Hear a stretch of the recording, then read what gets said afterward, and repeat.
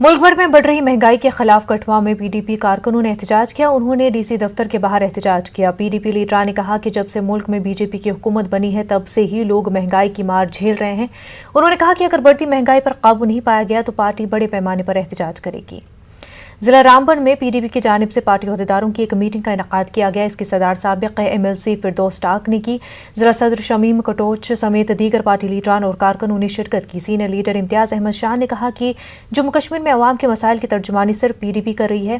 انہوں نے کہا کہ وہ مضبوطی کے ساتھ عوام کے مسائل اٹھاتے رہیں گے۔ شعبہ میں ٹرانسپورٹ سیکٹر میں مشن یوتھ کے تحت یوتھ لائیولی ہوڈ پروگرام ممکن کے تحت نوجوانوں کو کمرشل گاڑیاں فراہم کی گئی۔ اے ڈی سی شوپیاں مشتاق احمد سمنانی نے استفادہ کنندگان میں گاڑی کی کنجی حوالے کی اور انہیں جھنڈی دکھائی۔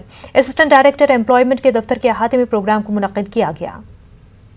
D D C Doda Vikas Sharma نے district employment and counselling centre Ikramabad میں ممکن اسکیم کے تحت منتخب بے روزگار نوجوانوں میں کمرشل منی لوڈ کیریئر تقسیم کیے۔ حکومت کی جانب سے مئی میں امیدوار سے درخواستیں جے کے ای سروسز پورٹل کے ذریعے طلب کی گئی تھی۔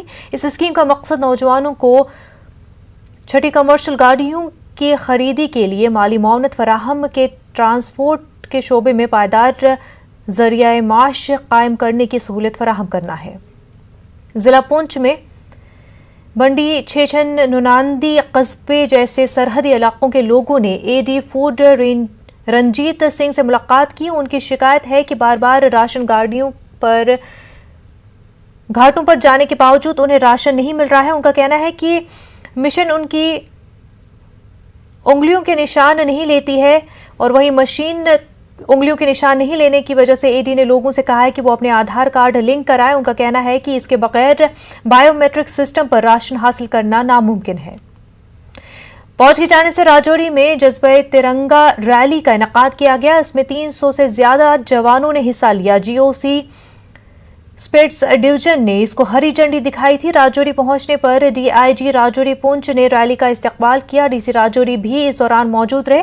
فوج اور سول انتظام میں کئی اعلیٰ عہدیدار موجود رہے۔ ہاتھوں میں ترنگا لیے ان جوانوں نے کئی سرحدی علاقوں میں ریلی کی صورت میں مارچ کیا۔ بی جے وائی ایم کی جانب سے ویر بھومی پارک سامبا سے ایک سنکلپ یاترا کا اہتمام کیا گیا۔ ملک کے کئی جان نچھاور کرنے والے شہیدوں کے بارے میں عام لوگوں اور خاص طور پر نوجوانوں کو جانکاری دینے کے لیے ایک یاترا نکالی گئی۔ D D C chairman K D Sharma, vice chairman Balwan Singh, D D C member سرکردہ شہری اور پارٹی کارکن اس موقع پر موجود رہے۔ انہوں نے شہیدوں کو خراج عقیدت پیش کیا۔